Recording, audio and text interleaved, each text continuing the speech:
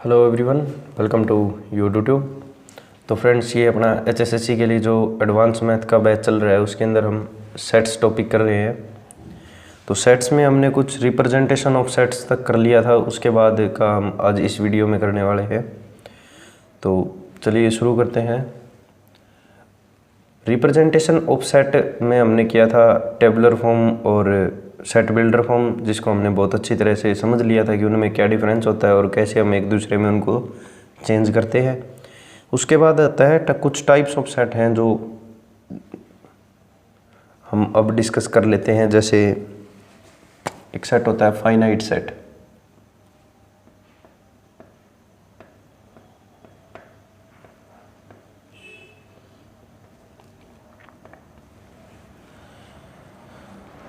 देखिए, finite set के अंदर क्या होता है कि इन्फिनिट नंबर्स एक सेट है, a set of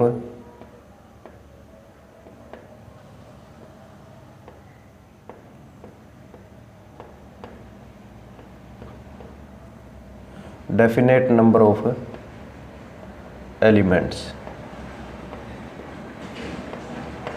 finite set क्या होता है? A set of definite number of elements, मतलब जिसके अंदर एक नॉन नंबर होंगे जिनका हमें पता होगा, वो होता है एक फाइनाइट सेट। ठीक है, तो एग्जांपल क्या होगा इसका? जैसे एक सेट ए है,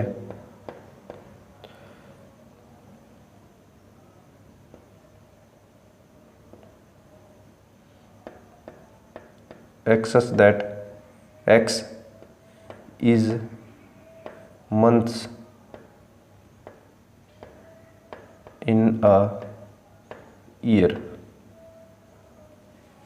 ठीक है, एक्स क्या है? X such that x is months in year. ठीक है, एक साल के अंदर कितने महीने होते हैं, ये एक सेट है ए सेट क्या है? कितने एक साल के अंदर के जो महीने होते हैं। ठीक है, तो हमें पता है कि 12 महीने होते हैं, जनवरी से लेके दिसंबर तक के। ठीक, तो ए सेट एक क्या हो गया? फाइनाइट सेट हो गया, जिसके अंदर 12 एलिमेंट है और उनके नाम क्या है? जनवरी, फरवरी, मार्च, अप्रैल और दिसंबर तक। ठीक है, तो ये मीनिंग होता है फाइनाइट सेट का। ठीक, इसके बाद आता है एक, इसके अंदर और भी एग्जांपल ले सकते हैं। जैसे एक्स क्या, ए सेट के अंदर क्या एलिमेंट होंगे कि number of days in a week. ठीक है, एक दिन में कितने, एक सप्ताह में कितने दिन होते हैं? ठीक है, तो 7 होते हैं। तो उनके नाम, number of names of days in a week, उनके नाम भी, उनके नाम से भी बन सकता है, जैसे संडे, मंडे, ट्यूसडे। ठीक है, तो ये सेट हो गया। उसके बाद नेक्स्ट आता है इनफाइनाइट सेट।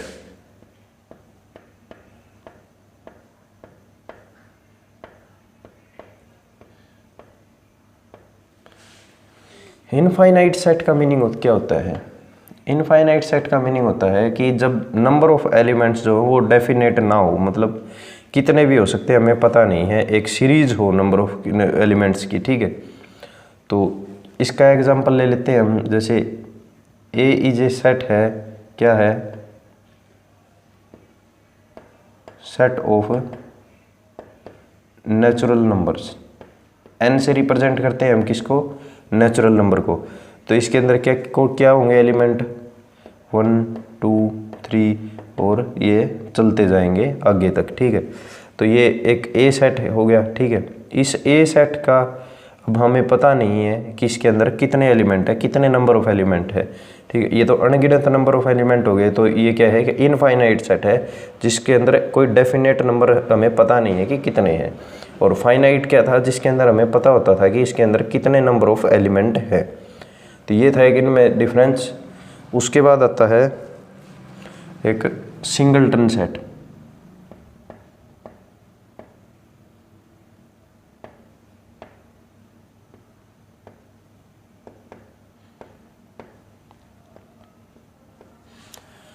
उसके बाद आता है सिंगलटन सेट। देखिए, सिंगलटन सेट का मीनिंग क्या होता है? ये खुद रिप्रेजेंट कर रहा है अपना मीनिंग सिंगल, जिसके अंदर सिर्फ एक एलिमेंट होगा, वो होता है एक सिंगलटन सेट। ठीक है, नंबर ऑफ एलिमेंट्स कितने होंगे सिंगलटन सेट के अंदर? सिर्फ एक। ठीक है, ये इसको, इसका एक एग्जांपल ले लेते हैं। जैसे ए एक सेट है,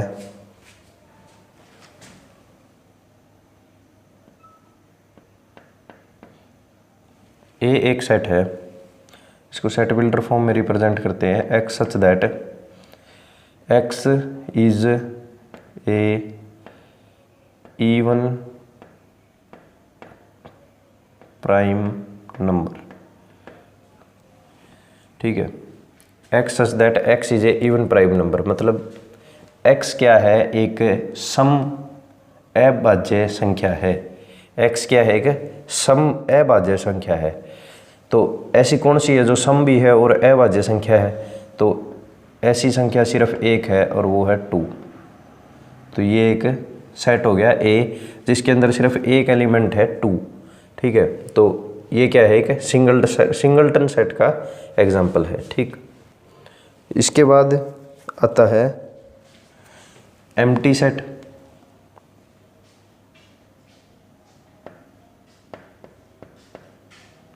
या इसका दूसरा नाम होता है नल सेट, या इसका एक नाम और होता है वॉइड सेट। ठीक है, ये क्या होता है, एम्प्टी, नल या वॉइड, तीनों का मतलब क्या होता है, खाली। एक ऐसा सेट जो खाली हो, जिसके अंदर कोई भी एलिमेंट ना हो, उसको बोलते हैं नल सेट या वॉइड सेट या एम्प्टी सेट। ठीक है, तो खाली हो गया तो इसके अंदर, जैसे अब ये ए सेट है, इसके अंदर एक एलिमेंट है, एक ए सेट है, इसके अंदर कोई एलिमेंट ही नहीं है, तो इसको रिप्रेजेंट कैसे करेंगे? इसको रिप्रेजेंट खाली करली ब्रैकेट से करेंगे, या फिर इसको रिप्रेजेंट कर सकते हैं फाई से। इसको बोलते हैं, जीरो बना के एक डंडा बीच में से निकाल दो, इसको क्या बोलते हैं, फाई। या तो ऐसे खाली करली ब्रैकेट से डिनोट करेंगे या फिर फाई से डिनोट करेंगे। ठीक है, तो ये इसकी डिनोटेशन होगी। ठीक है, नोटेशन कैसे हम इसकी करते हैं, उसके बाद आता है उसको एक और कॉन्सेप्ट होता है इसके अंदर। जैसे हमने करली ब्रैकेट्स बना ली और इसके अंदर अगर फाई लिख दिया ना, तो अब ये खाली नहीं है, अब इसके अंदर एक एलिमेंट है जिसका नाम क्या है, फाई। अब इसका एक एग्जांपल ले लेते हैं। जैसे ए सेट है x such that x is A even number between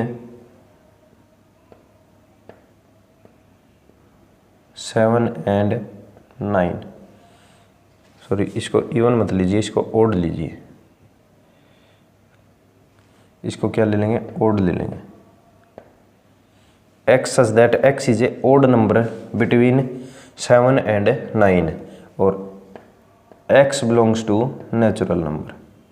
ये एक सेट हो गया। ठीक है, ए सेट हो गया। ए सेट के अंदर क्या है, ए सेट के अंदर एक ऐसा एलिमेंट है जो एक ओड नंबर है, जो 7 और 9 के बीच में आता है। 7, 8, 9 यही सीरीज बनती है।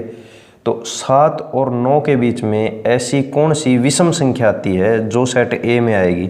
तो 7 और 9 के अंदर कोई भी बीच में विषम संख्या नहीं होती।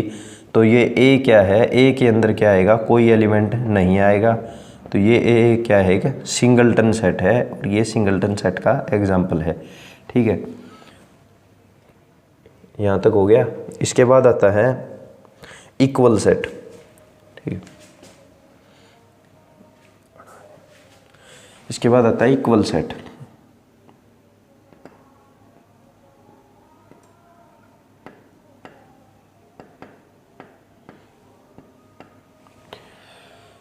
इक्वल सेट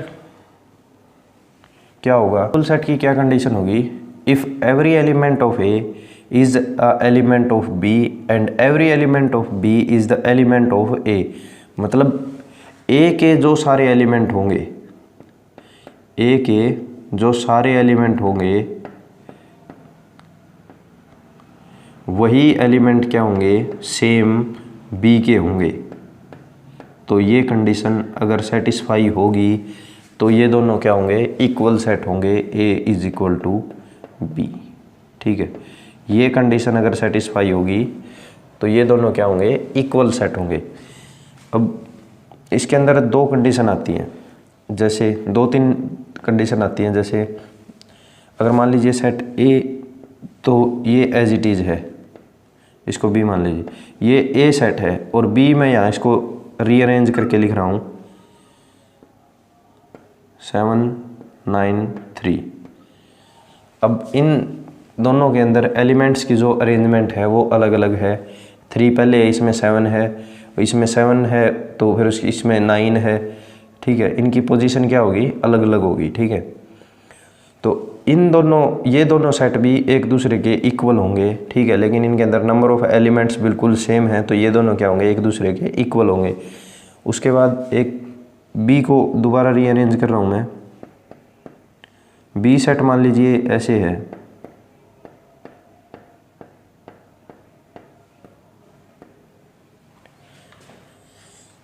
अब भी ए और बी इक्वल होंगे। इसके अंदर रिपीटेशन हो गई है, जैसे 3 2 बार आया है, 7 3 बार आया है, तो रिपीटेशन अगर भी हो तो भी कोई दिक्कत नहीं है, ये दोनों सेट एक दूसरे के क्या होंगे, इक्वल होंगे, ठीक है। उसके बाद इसको मैं 3 7 9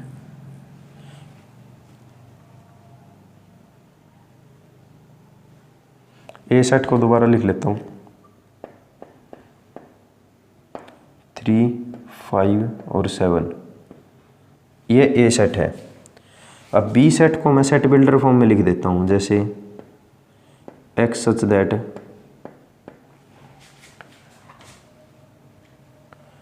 x is A prime number between 2 and 8, या इस 2 and 8 को आप ऐसे भी लिख सकते हैं, ठीक है। तो x such that x is A prime number between 2 and 8, ठीक है। 2 से 8 के बीच के जो भी प्राइम नंबर है वो सेट बी के अंदर आते हैं, ठीक है। 2 से 8 के बीच में क्या आते हैं, 3 आता है, 5 आता है और 7 आता है। तो ये दोनों एक दूसरे के इक्वल है, इक्वल सेट का ये एग्जांपल है, ठीक है। तो अब ये टेबुलर फॉर्म में हो गया और ये क्या हो गया, सेट बिल्डर फॉर्म में हो गया। फिर भी ये इक्वल सेट्स हैं, ठीक है, एक दूसरे के इक्वल हैं, क्योंकि इनके अंदर नंबर ऑफ एलिमेंट और नेचर ऑफ एलिमेंट बिल्कुल सेम है, ठीक है। उसके बाद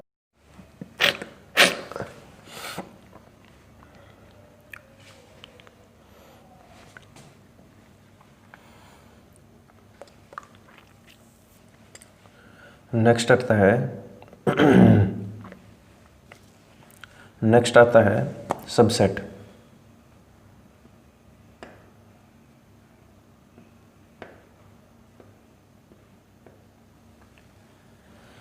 देखिए सबसेट क्या होता है, एक सेट के कुछ एलिमेंट्स जो एक छोटे सेट के अंदर एग्जिस्ट हों तो उस छोटे सेट को उसका सबसेट बोलते हैं। जैसे when every element of 2 set है, एक ए है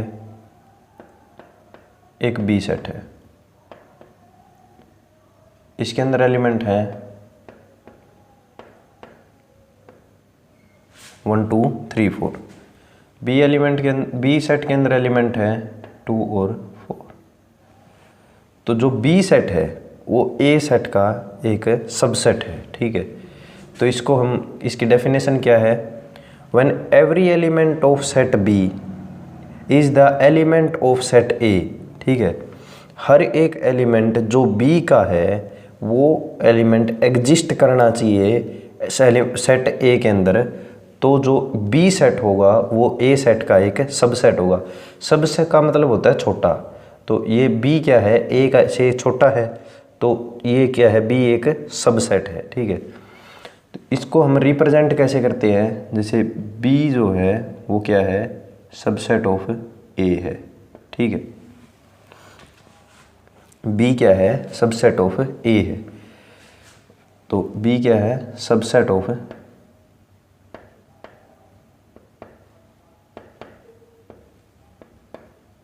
ठीक है। अब इस साइन को हम अगर ऐसे डिनोट कर दें, ए, अब ये क्या होगा, ए जो है, A is superset of B. अब इसको हम, इसकी डेफिनेशन ये भी दे सकते हैं कि जो ए है वो बी का क्या है, सुपरसेट है। सुपर मतलब बड़ा, तो ए क्या है, बी से बड़ा है, बी का क्या है, सुपर सेट है, और बी क्या है, ए का एक सबसेट है। ठीक है, इसमें से इसको निकाला गया है। ठीक है, इतना हो गया सबसेट तक। सबसेट क्या होता है, सबसेट का मीनिंग क्या होता है, रिप्रेजेंट कैसे किया जाता है, इसको इस सिंबल को हम बोलते हैं subset of. B is subset of A. ठीक है, और अगर हमने इसको सिंबल को रिवर्स कर दिया और अब हम ए को डिनोट करना चाहते हैं, तो ए क्या है, A is superset of B. यहाँ तो बी को डिनोट कर दिया था, बी क्या है। अगर ए को डिनोट करना चाहे तो ए क्या है, A is superset of B. ठीक है, इतना हो गया। इसका एक एग्जाम्पल, लाइव एग्जाम्पल ले लेते हैं। जैसे आपके स्कूल के अंदर मान लीजिए 500 बच्चे हैं। ठीक है, एक स्कूल है, उसके अंदर 500 बच्चे हैं, और एक क्लास है 10th, उसके अंदर 50 बच्चे हैं। तो वो जो 50 बच्चे हैं 10th क्लास के, वो भी तो स्कूल का ही हिस्सा है, उन 500 बच्चों में से ही है। लेकिन वो क्लास 10th क्या हो गई, उस स्कूल की एक सबसेट हो गई। ठीक है, क्लास क्या हो गई, एक सबसेट हो गई, किसकी, स्कूल की। तो स्कूल क्या है, एक बड़ा है, और सबसेट वो क्लास क्या होगी, छोटी होगी। ठीक है, तो ऐसे हम इसको ध्यान रख सकते हैं, सबसेट होता गया है। उसके बाद आता है पावर सेट। उसके बाद क्या आता है,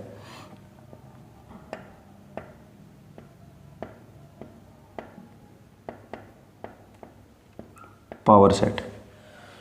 पावर सेट क्या होता है, देखिए इसको, पावर सेट एक ऐसा सेट होता है जिसके अंदर किसी सेट के जितने भी पॉसिबल सबसेट बन सकते हैं वो सारे एग्जिस्ट करते हो। एग्जाम्पल से समझते हैं। जैसे ए एक सेट है, इसके अंदर एलिमेंट हैं 1, 2 और 3। इसके पॉसिबल सबसेट्स क्या हैं, जो संभव सबसेट इसके कौन कौन से हैं। देखिए, एक तो इसका सबसे पहला संभव सबसेट होता है 5। 5 तो सब के अंदर होगा। 5 एलिमेंट जो होगा वो हर एक एलिमेंट के, हर एक सेट के अंदर एग्जिस्ट करता है। ठीक है, लेकिन इसकी कोई वैल्यू नहीं होती। 5 हो गया। दूसरा इसका जो सबसेट बनेगा वो बनेगा अगर अकेला 1 होता तो, ये भी इसका एक क्या है, सबसेट है। ठीक है, अकेला 2 भी एक इसका सबसेट है। अगर किसी एक सेट और बना दें हम बी, और उसके अंदर सिर्फ 2 लिख दें, तो वो भी तो इसका सबसेट ही होगा। तो एक इसका सबसेट क्या बनेगा, 2।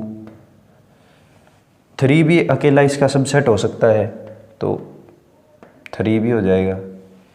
उसके बाद 1 और 2, सिर्फ ये 2 एलिमेंट भी तो इसके सबसेट, अगर किसी अलग सेट के अंदर 1 और 2 लिख दे तो वो भी तो इसका एक सबसेट होगा। तो वो भी इसका एक, ये भी एक इसका क्या हो गया, सबसेट हो गया। ऐसे ही 1 और 3 भी इसका एक सबसेट होगा।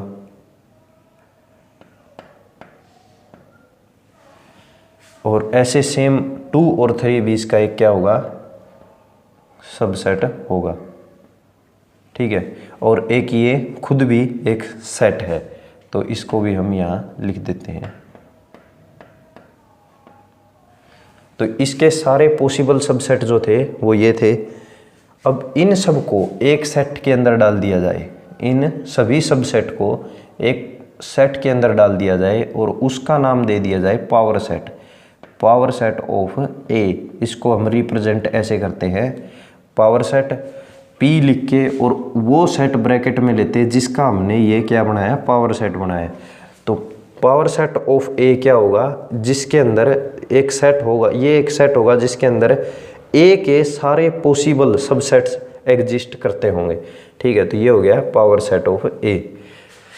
इस एग्जांपल से आपको ये पावर सेट ऑफ ए समझ आ गया होगा। इसके बाद आता है नेक्स्ट यूनिवर्सल सेट। ठीक है, यूनिवर्सल सेट।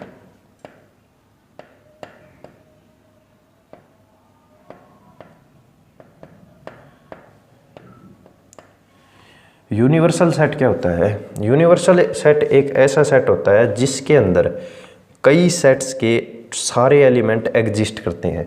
इसको भी हम एक एग्जांपल के साथ समझते हैं। यूनिवर्सल सेट होता क्या है, ए एक सेट है, इसके अंदर एलिमेंट है 1 और 3। ऐसे ही बी एक सेट है जिसके अंदर एलिमेंट है 2 और 4। ठीक है, एक सी सेट है जिसके अंदर एलिमेंट है 5 6 7। ठीक है, ये 3 सेट हो गए हमारे पास। अब इनके अंदर जो भी एलिमेंट एग्जिस्ट करते हैं, इसके अंदर मान लीजिए 3 भी है। ठीक है, और ये 2 एलिमेंट रिपीट हो गए इसके अंदर, बी के अंदर भी 3 है और ए के अंदर भी 3 है। अब ये 3 जो है ये सेट ए के अंदर भी है और सेट बी के अंदर भी है, तो ये दोनों के अंदर क्या हो गया, रिपीट हो गया। अब एक यूनिवर्सल सेट बनाते हैं। यूनिवर्सल सेट को रिप्रेजेंट किया जाता है यू से, इसके नाम से ही यूनिवर्सल, तो यू से रिप्रेजेंट किया जाता है। इसके अंदर क्या होता है, इसके अंदर एलिमेंट जो होंगे, जो इन तीनों सेट के अंदर एलिमेंट है वो सभी के सभी एलिमेंट इसके अंदर होंगे, जैसे 1 2 3 4 5 6 और 7। तो ये क्या है, एक यूनिवर्सल सेट है। यूनिवर्सल सेट के अंदर इन तीनों एलिमेंट से भी ज़्यादा एलिमेंट भी एग्जिस्ट कर सकते हैं। ठीक है, और रिपीटेशन जो होगी, जैसे ये 3 आ गया, इसके अंदर भी 3 आ गया, इसके अंदर कॉमन एक 3 है, तो भी ये एक इन तीनों का यूनिवर्सल सेट है। ठीक, तो जो यूनिवर्सल सेट है वो उसके अंदर क्या होगा, इन तीनों के एलिमेंट्स एग्जिस्ट करते हैं, इसको बोलते हैं यूनिवर्सल सेट। ठीक है, तो आज का टॉपिक अपना इतना ही था। इसके बाद के जो टॉपिक है वो अपन नेक्स्ट वीडियो के अंदर लेके आएंगे। ठीक है, तो यहीं तक रखते हैं आज क्लास को। तो फ्रेंड्स, आपको क्या करना है, वीडियो को लाइक करना है, शेयर करना है अपने फ्रेंड्स को, जितने भी व्हाट्सएप ग्रुप हैं आपके पास, फेसबुक, इंस्टाग्राम, सभी पे आप वीडियो को शेयर कीजिए, चैनल को सब्सक्राइब कीजिए और दूसरों से भी करवाइए। ठीक है, thank you for watching this video. मिलते हैं नेक्स्ट वीडियो के अंदर।